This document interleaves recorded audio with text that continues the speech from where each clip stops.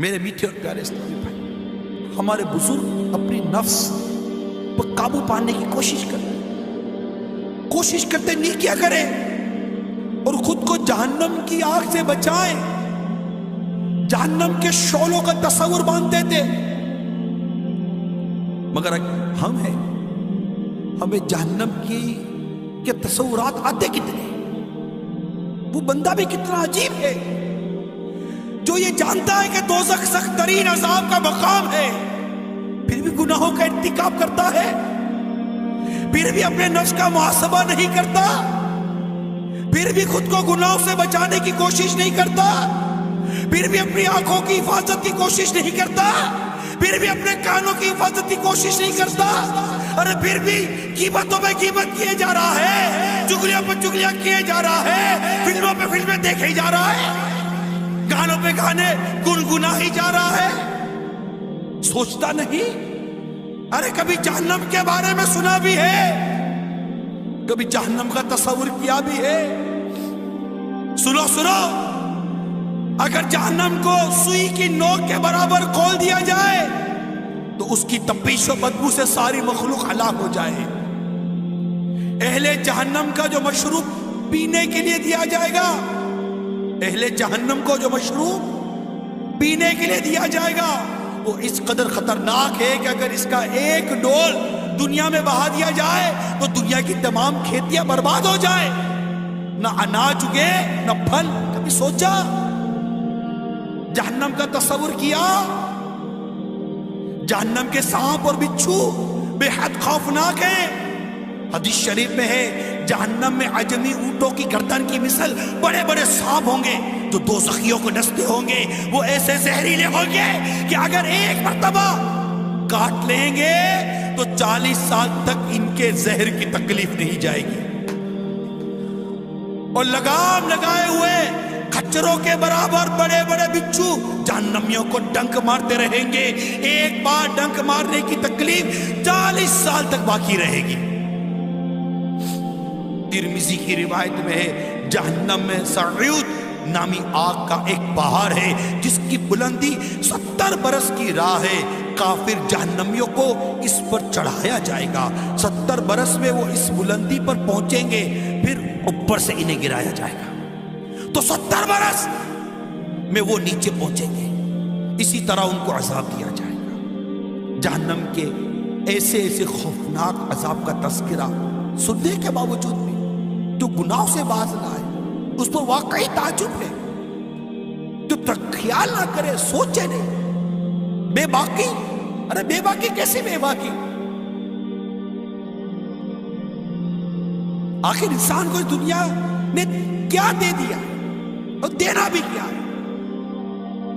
اس کی رنگینیوں میں گھومے، لوٹ مار میں مصروف ہے، قتل و غارت گری میں مصروف ہے،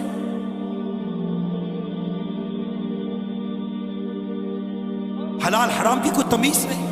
جو آتا ہے کھا لیتے، لذیذ غذائیں مزے مزے لے کر کھانے والوں، جہنم کی بھیانک غذاؤں کو نہیں بھولنا۔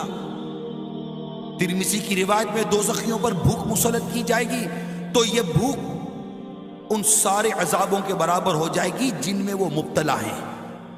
وہ فریاد کریں تو انہیں زہریلی کانٹے دار گھاس میں سے دیا جائے گا جو نہ موٹا کرے نہ بھوک سے نجات دے، پھر وہ کھانا مانگیں گے تو انہیں پھندا لگنے والا کھانا دیا جائے گا تو انہیں یاد آئے گا کہ وہ دنیا میں پھندا لگے نیوالے کو پانی سے نگلتے تھے، چنانچہ وہ پانی مانگیں گے تو ان کو لوہے کے زنبور سنسی سے کھولتا ہوا پانی دیا جائے گا، جب وہ ان کے منہ کے قریب ہوگا تو ان کے منہ بھون دے گا، پھر جب ان کے پیٹ میں داخل ہوگا تو ان کے پیٹوں کی ہر چیز کاٹ ڈالے گا۔ ایک اور حدیث پاک میں ہے زقوم یعنی دھوہر جو کہ دوزخیوں کو کھلایا جائے گا کہ ایک قطرہ اگر دنیا پر ٹپک پڑے تو دنیا والوں کے کھانے پینے کی تمام چیزوں کو تلخ بدبودار بنا کر خراب کر۔ میٹھے میٹھے اسلامی بھائی، غور کیجیے، جہنم میں ایسا ہولناک عذاب ہونے کے باوجود آخر انسان گناہوں پر اتنا دلیر کیوں ہے؟ اتنی اس طرح کے واقعات بیان کی جاتے ہیں، حدیثیں بیان کی جاتی ہیں، اتنی ڈرانے والی باتیں بیان کی جاتی ہیں، لیکن نہ جانے کیا ہو گیا ہے ہم کو، جیسے کہ نا وہ ہم نہ سدھریں گے قسم کھائی ہے، آتے بیٹھتے سنتے، بعض اوقات دیکھا گیا ہے بیان میں، بعض اوقات دیکھا گیا، افسوس بھی ہوتا ہے، سر بھی ہلاتے ہیں، سر جھکاتے بھی، حقیقت یہ ہے کہ بعض اوقات آنسو کے قطرے بھی ٹپک پڑتے ہیں، احساس بھی ہونے لگتا ہے، خود سے بات بھی کرتے ہیں بعض اوقات بیان کے دوران، یار تو کر کیا رہا ہے، کیا کر رہا ہے، ذرا سوچ تو صحیح، اپنی زبان کے بارے میں کچھ تو تصور کر کہ جس کی زبان گناہ کرتی کرتی گزر گئی اور وہ بغیر توبہ کیے مر گیا، ایک تصور تو کر، اور اسی زبان سے اگر قیامت کے دن لٹکا دیا گیا، نکال کر لٹکا دیا، زبان سے لٹک رہا ہے، اے تصور تو کریں، جن آنکھوں سے بدنگاہی کی، جہنم کی آگ کی سلائی ان آنکھ میں ڈال کر کھچ سے نکال دی جائے، تصور کریں، ارے جو کم سے کم جو تصور کیا جا سکتا کرے، کیا تصور کریں گے، جھڑ سی آتی ہے، جھٹکا سا لگتا ہے، مگر میں یہ پوچھتا ہوں، یہ جھڑ یہ جھٹکا، یہ افسوس، یہ شرمندگی، یہ سر جھکانا، آخر یہ ہماری تبدیلی کا سبب کیوں نہیں بن رہا؟ آخر ہم کب سدھریں گے؟ آخر ہم کب بدلیں گے؟ آخر ہمارے گھروں کا ماحول گناہوں سے پاک کب ہوگا؟ کب ہمارے گھروں میں گانے باجے موسیقی کی آوازیں بند ہوگی؟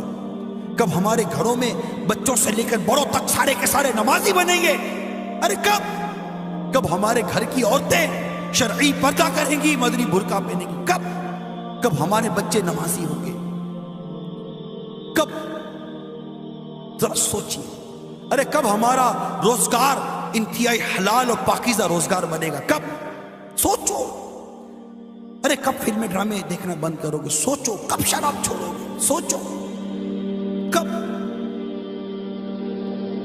دنیا کی محبت، دنیا کی رنگینی، دنیا کی چاہت، دنیا کا مال دولت، عیش و آرام، شہرت طلب، ارے تو نے منصب بھی کوئی پایا تو کیا، قصر عالی شان بنوایا تو کیا، ارے کتنی موت کی خبریں سنتے رہتے ہیں، ارے کبھی موت کی خبروں کو سن کر اپنی موت یاد آئی ہے یا نہیں ہے کبھی؟ کہ میں بھی مروں گا،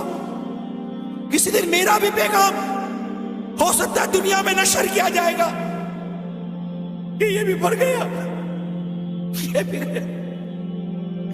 اس کا ٹائم بھی پورا ہو گیا،